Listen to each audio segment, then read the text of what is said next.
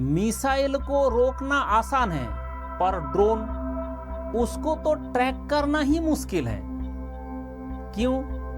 जाने बहुत ही simple language में। अभी हमारा देश ऐसे बहुत ही क्रिटिकल सिचुएशन से गुजर रहा है। इसमें एक चीज मैं सबको बताना चाहता हूं कि वॉर, युद्ध है, ये जैसे आपको लगता है कि एक वीडियो गेम है, क्योंकि कुछ नया जनरेशन का बच्चे को लगता है कि वीडियो गेम है, ऐसा नहीं है। It has tremendous cost. अब इस कॉस्ट ट्रिमेंडस पहले भी था, आज भी है और रहेगा। उसमें एक चीज बहुत ज्यादा पॉपुलर हुआ है, that is drone. Israel attack के बाद से आप लोगों ने देखा होगा, सुना भी होगा कि ड्रोन, एक्चुअली हम लोग जो ड्रोन देखते हैं वो यहाँ पे देखते हैं, शादी में फोटो खींचता रहता है, वीडियो बनाता रहता है, उसमें कैमरा रहता है। ये एक्चुअली सर्वेलेंस पर्पस में यूज होता था, मिलिट्री में भी सर्वेलेंस में ही यूज होता था। अनमैन्ड एरियल व्हीकल, इसमें कोई आदमी नहीं रहता है, ये एयर में फ्लोट कर सकता है। उसके लिए ऐसे क्वाड्रपल जो हेलीकॉप्टर होता है, ऐसे चार रहता है, इसलिए क्वाडकॉप्टर बोलते हैं उसको, क्वाडकॉप्टर, ठीक है। इसमें चार जो रहता है ना, इसलिए क्वाडकॉप्टर बोलते हैं। तो ऐसे ये जो ड्रोन है, इसमें देखा गया कि बहुत ज़्यादा डिस्टेंस तक ये नहीं जा पाएगा, बहुत ज़्यादा दूर तक ये नहीं जा पाएगा, और बहुत ज़्यादा हेवी जो वॉरहेड है, टन्स ऑफ वॉरहेड है, अगर बोला जाए कि ये न्यूक्लियर बम लेके जाना है तो ये ड्रोन नहीं लेके जा पाएगा, बट ये बहुत सस्ता होता है। तो ये ड्रोन में अटैक भी नहीं होगा। ड्रोन के लिए जो अटैक के लिए ड्रोन होता है, it will be like this. ऐसे बहुत वेराइटीज है इसका, वो डिपेंड करता है कि कितना हमारा लोड लेके जाना है, कितना दूर तक जाना है, उसके हिसाब से इसको डिजाइन किया जाता है।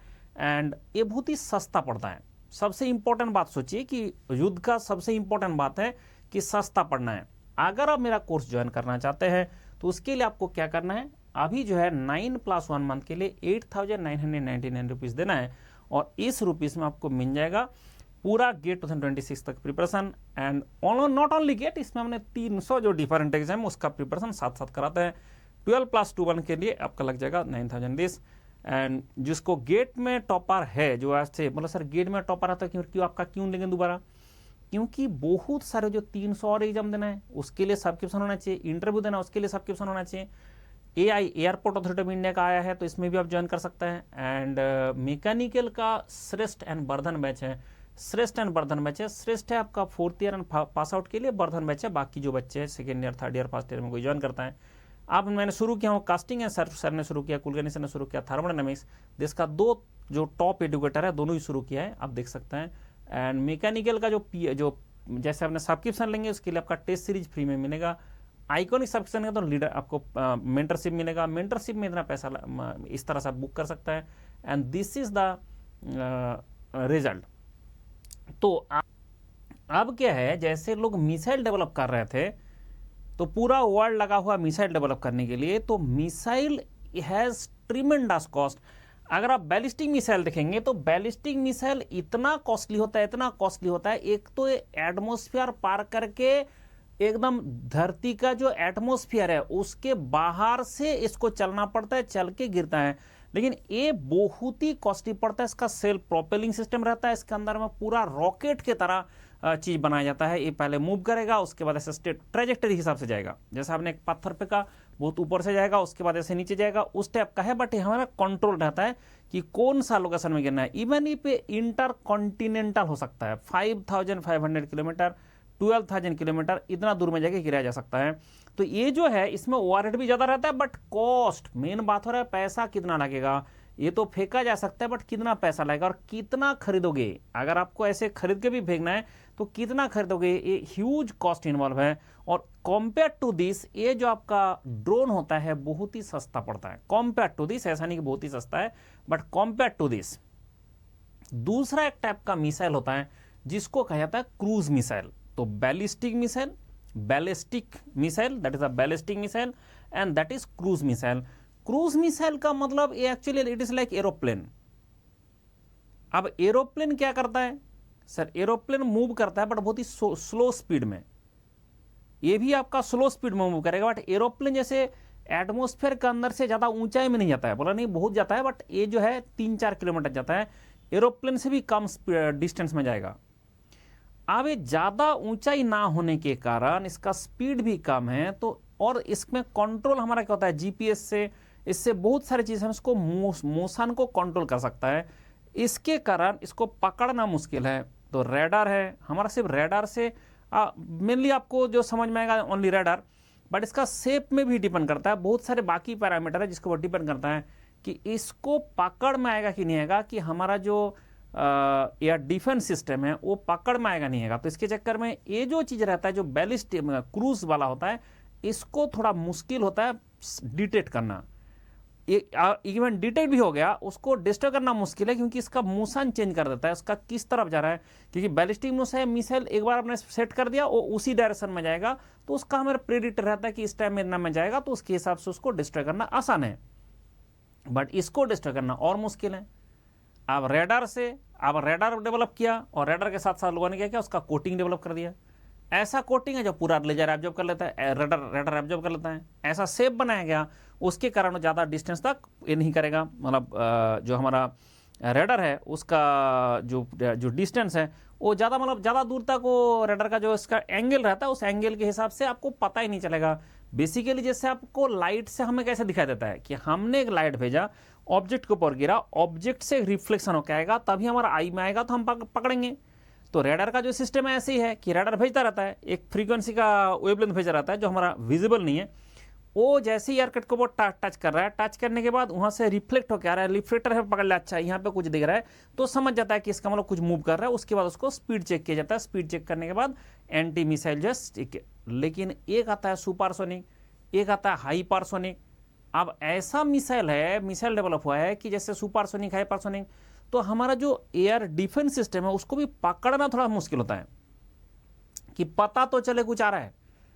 आप सुपरसोनिक, हाइपरसोनिक में जब तक पता चल रहा है तब तक बहुत दूर तक आ गया, तो उसके बाद क्या होता है, बहुत सारे सिस्टम में जो मिसाइल सिस्टम है, जो आपका एंटी मिसाइल सिस्टम है, वो सारे भी बहुत दिक्कत करता है अगर ऐसा कुछ हुआ तो। बट जितना भी मैं बात कर रहा हूं that need some huge amount of cost. मतलब ये सब जो मिसाइल है, चाहे आपका बैलिस्टिक मिसाइल हो, चाहे आपका क्रूज मिसाइल हो, that is too much costly. और स्टील्थ बनाएंगे तो, और स्टील्थ का मतलब होता है इसके ऊपर ऐसे कोटिंग दिया जाता है, जो कोटिंग आपका रेडार से पकड़ में ही नहीं आएगा, ये पता ही नहीं चलेगा। और उसका जो एंगल भी डिफरेंट बनाया जाता है, ऐसे डायरेक्ट नहीं बनेगा, एंगल भी डिफरेंट बनाया जाता है, सो दैट रेडार जो है, रेडार को मिलेगा ही नहीं रिफ्लेक्ट होके ठीक है, रिफ्लेक्ट होके जाएगा ही नहीं, रेडार को मिलेगा कहां से। तो इसके जगह रिफ्लेक्ट होके इधर तो एंगल चेंज कर देता है, नहीं तो उसको जो है एब्जॉर्ब कर लेता है, पूरा रेडार का जो एनर्जी है पूरा एब्जॉर्ब कर लेता है। तो उसके चक्कर में ऐसा कोटिंग लगाने से वो पकड़ में नहीं आता है। पता है स्टील्थ मतलब है, स्टील्थ इसका मतलब होता है छुप के से जाएगा।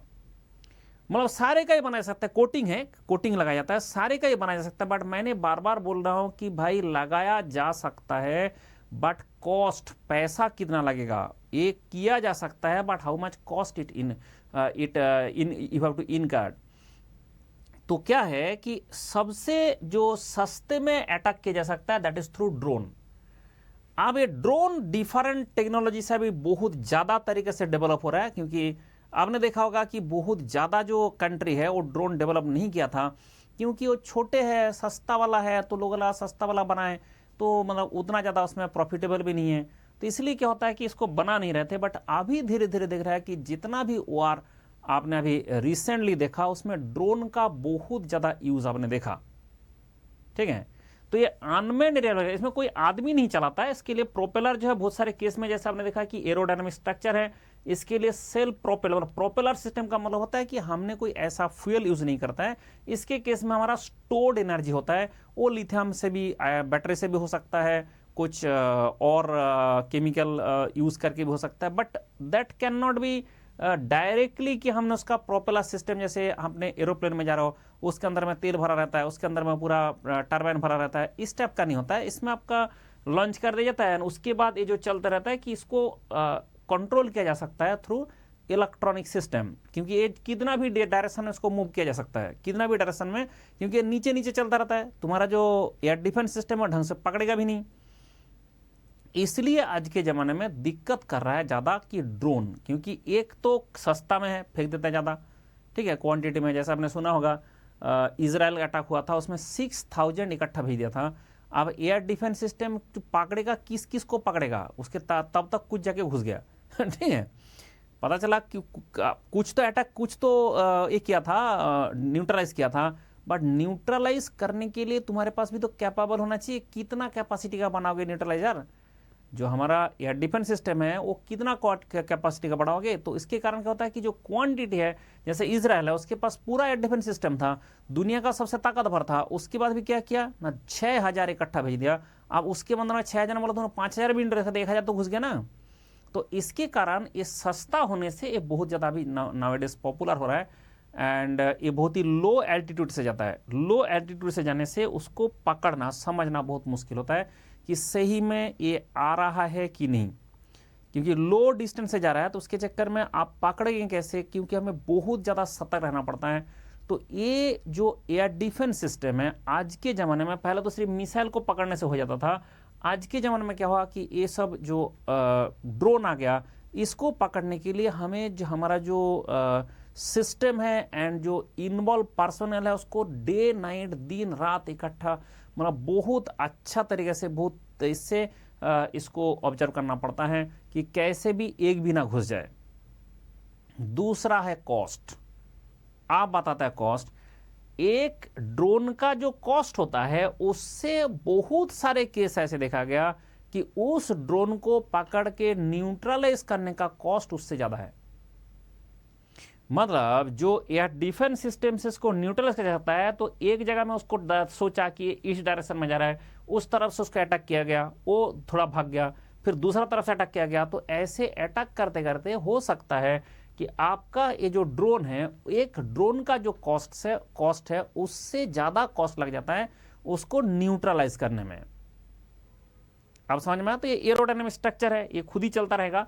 अब उसके बाद उसका जैसे ही उसको जीपीएस से कंट्रोल किया जाता है, और उसके कारण बहुत सारे केस में कंट्रोल करता है, बहुत सारे केस में सीधा छोड़ देता है। जिसमें छोड़ दिया उसमें फिर भी ठीक है, भाई छोड़ दिया गया तो उसके हिसाब से हमें पता क्लियर लग गया इस तरफ जा रहा है, तो एक बार अटैक किया तो उसके हिसाब से वो डिस्ट्रॉय हो जाएगा। लेकिन ये सब ऐसा भी जुगाड़ है नहीं, जीपीएस से चेंज करता रहो, ठीक है, लगातार उसका पाथ चेंज करता रहो। क्रूज मिसाइल भी ऐसी दिक्कत करता है।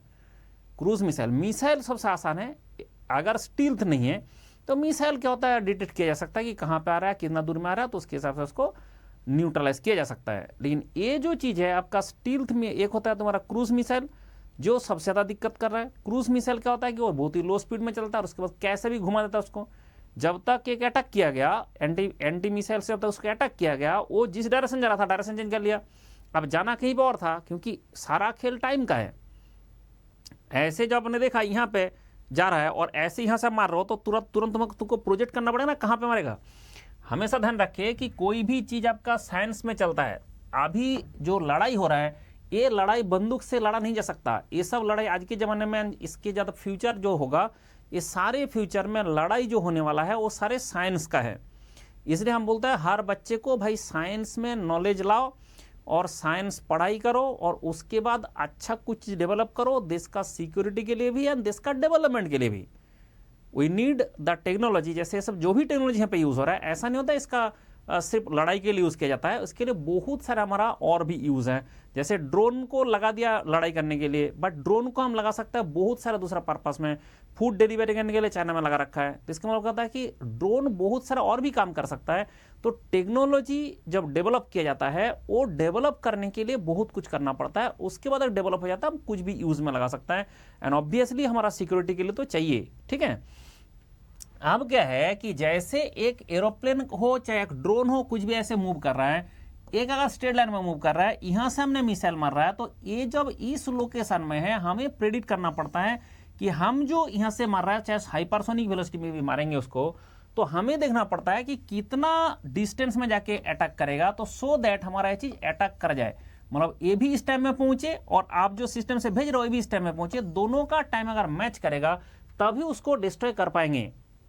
लेकिन अगर ऐसा हुआ कि ये मूव कर गया, इधर जा रहा था, इधर जाना चला गया, ये इधर चला गया, तो आप तो टारगेट के धिया पे जाएगा, चला गया इस डायरेक्शन में, आप टारगेट के धिया पे जाएगा, चला गया इस डायरेक्शन में, तो आप क्या होगा कि उसके टाइम में ये जो है हम जो एंटी सिस्टम ये सिस्टम होता है, मिसाइल सिस्टम होता है, एंड इसका जो इसके लिए जो हम यूज करते हैं या डिफेंस सिस्टम, उसमें दिक्कत होता है। एक से नहीं हुआ फिर दूसरा, दूसरा से नहीं हुआ तीसरा, जब तक आप ऐसे मारते रहेंगे each and everything has cost.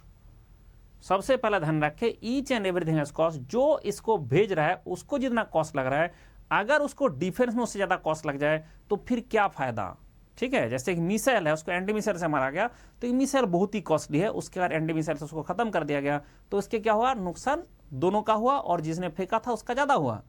But drone में दिक्कत हो रहा है कि ये हो सकता है कि जो एयर डिफेंस सिस्टम उसका ज्यादा कॉस्टली पड़ जाएगा, तो इसलिए बहुत ज्यादा आज के जमाने में चल रहा है। एंड ड्रोन जो अटैक है उसके लिए बहुत ज्यादा हमें मतलब एक अवेयर रहना पड़ेगा कि कहाँ पे क्या हो रहा है, किस तरफ से आ रहा है, कौन सा एल्टीट्यूड से आ रहा है, क्योंकि जितना ऊंचाई में जाएगा उतना ही हमारा आसान है डिटेक्ट करना। ये सबसे पहले ध्यान रखिए। रेडार है भाई, हमें तो देखना नहीं है, रेडार है तो उससे क्या होगा, चाहे जितना भी वो ऊंचाई में जाए, जितना ऊंचा से आता है उसको डिटेक्ट करना उतना आसान होता है, लेकिन जितना नीचे से आएगा उतना डिटेक्ट करना भी मुश्किल होता है, इसलिए ड्रोन को अटैक करना मुश्किल रहता है। ठीक है, तो ये बात ध्यान रखें कि हमारा जो ये सब कहानी है, तो हमने इसका इसलिए बता दिया कि आपको पता रहना चाहिए कि एज इंजीनियर और जो भी साइंस के प्रति इंटरेस्ट रखते हैं कि कैसे क्या काम करता है, किस तरह से डिटेल में इसका डिस्कशन चाहिए कि भाई एग्जैक्टली किस तरह से प्रोपेल करता है, एग्जैक्टली किस तरह से एरोडायनामिक स्ट्रक्चर है, क्या एरोडायनामिक स्ट्रक्चर होता है, ये सब सारे जो है कि that is not for everyone. जो साइंस में पढ़ाई किया है, जो फ्लूइड मैकेनिक्स पढ़े हैं, उसके बाद डायनामिक्स पढ़े हैं, तो वो सब चीज़ के लिए हमारा डिटेल अलग से वीडियो बन सकता है। बट ये जो चीज़ है this is for the common जो नॉलेज है, जिसको सबको पता होना चाहिए कि कैसे होता है, क्या होता है ड्रोन और क्या होता है एरोप्लेन, वो थोड़ा सा ध्यान रखें। अगर आप मेरे से पढ़ना चाहते हैं गेट का, आईएएस का, इंजीनियरिंग सर्विस का 300 डिफरेंट एग्जाम है जो इंजीनियर दे सकते हैं, 300 एग्जाम है जो दे सकता है। इसमें थोड़ा सा जब हम बोलते हैं तो कुछ बच्चे को लगता है पता है इतना होता है क्या, तो मैंने इसलिए नेम लिस्ट बनाया हूं, तो यू कैन सी कि लिस्ट ऑफ द एग्जाम। तो ऐसे 300 डिफरेंट एग्जाम होता है जो इंजीनियरिंग स्टूडेंट दे सकता है, और उसके लिए मैं पढ़ाता हूँ साथ साथ पढ़ाता हूँ। और नॉट ओनली दिस कि आप देख सकते हैं कि हमारा एवरीडे मेरा कोई ना कोई सिलेक्शन स्टूडेंट का होता रहता है। यू कैन सी दिस कि एवरीडे कोई ना कोई सिलेक्शन भी होता रहता है, एंड ऐसे हम प्रोवाइड कराते हैं। आपने देखा कि जो हमारा अल्टीमेट ऑब्जेक्टिव है वो होता है कि अगर आपको पढ़ना है तो उसके लिए किसके लिए पढ़ना है, सबसे पहले पता है किसके लिए पढ़ना है। तो you can see there is 300 different exam, और उसके लिए मैं लगातार पढ़ाता रहता हूँ, लगातार उसके लिए स्टडी मटेरियल एंड जो भी प्रोवाइड करना होता है मैं करता हूँ। You can join my course.